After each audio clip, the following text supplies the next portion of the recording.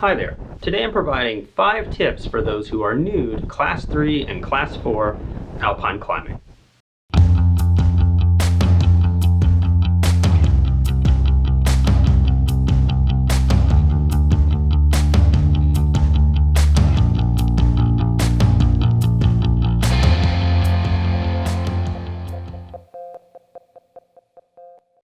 Hello again, I'm Jason. So you want to move from Class 1 and Class 2 alpine hikes like you get on many 14ers to Class 3 and 4 climbs, which open up alternate routes on scrambles that are in gullies, on buttresses, and on ridges.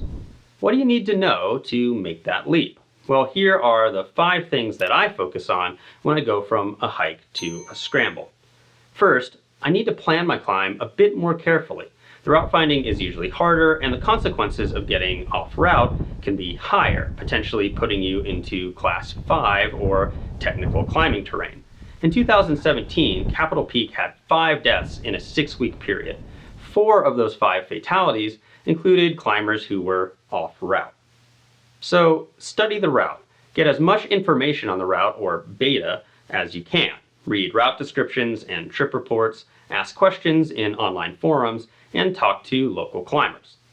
Also, you need to start thinking about your climb times in terms of vertical gain rather than distance traveled, and use that to calculate your starting and turnaround times that will help you avoid afternoon thunderstorms. Fully technical rope climbing in the Alpine has a rule of thumb of somewhere between 15 and 20 minutes per person per pitch, and a pitch can be around 150 to 200 feet. Now, you aren't managing ropes on Class 3 and 4 climbs, so you may be able to move a bit faster, but also factor in altitude. So if you're doing 800 to 1,000 feet per hour, you're moving pretty well.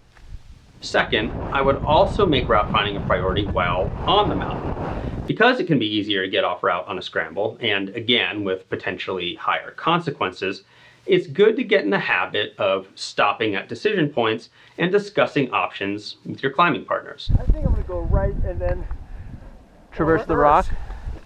Okay.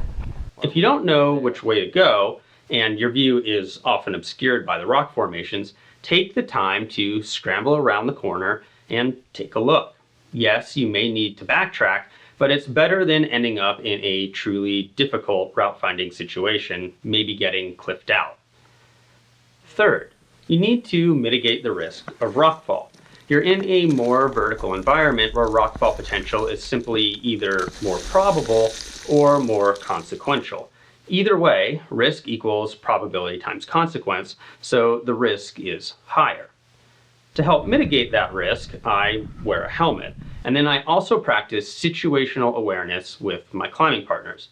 And when we're talking rockfall, I mean being aware of the terrain I'm on, the terrain below me, and the terrain above me.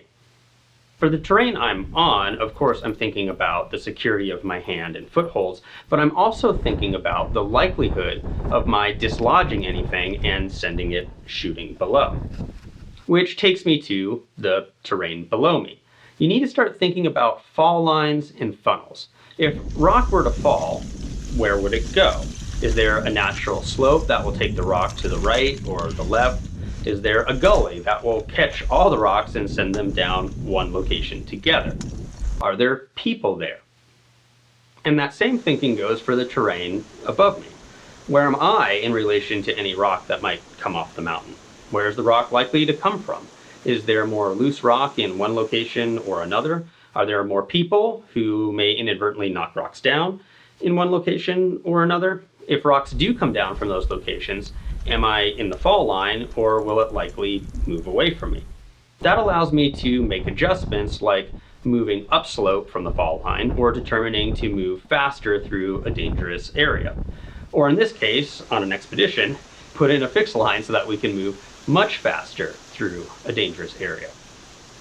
And as far as the team goes, we make it a point to either stay separated and out of each other's fall line, or stay very close if that isn't possible, so that any loose rocks can't pick up speed before they reach us.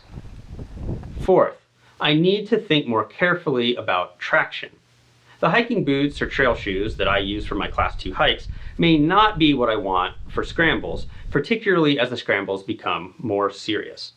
When I'm out scrambling, I prefer to use an approach shoe. Approach shoes come from technical rock climbing and technical alpinism, and they're designed to be the shoe that you wear into the climb on the approach before you need to put on your technical rock shoes or your crampon compatible boots. Part of what distinguishes an approach shoe from a trail shoe is that it's designed to do marginally technical climbing, so it will usually have a more rigid sole, allowing you to transfer weight to the toe or edge of the shoe. And it will have softer and stickier rubber, which is, yes, less durable than the hard rubber that's designed for many miles, but that soft rubber will conform to the rock more, creating substantially more surface contact and therefore more grip. To find approach shoes, you're going to be moving away from the hiking companies like Keen, Merrell, and Salomon, moving towards the rock shoe manufacturing companies that know how to make sticky rubber, like La Sportiva, 510, and Scarpa. And fifth, there is the active movement itself. And here I focus on two things, borrowing from rock climbing. A, maintaining 3 points of contact. I don't move a foot until both hands are placed, and I don't move a hand until both feet are placed, just like a rock climber. And B, testing any suspect holes by tugging, banging and listening for any dangerous deep and hollow sounds, or partially weighting those holes before putting my full weight onto them. With those 5 tips, you should be more prepared to take on the many enjoyable scrambles that exist in the Alpine. Do you have any additional tips or points of emphasis for the new Alpine Scrambler? Let us know in the comments. And if you want additional thoughts related to this video and every video that we produce, along with links to the equipment we discuss, sample gear lists, sample itineraries, and links to other outdoor resources, please visit our website at shortguysbetaworks.com. The link's in the description below. And if you want to be alerted as we release new content, please subscribe and ring that bell. We produce educational content like this, as well as short films of our family adventures, and we release something new every week. So if you have ideas for content that you'd like to see, you can let us know those ideas in the comments section too. We'll see you next week, and keep on getting more out of that big outside.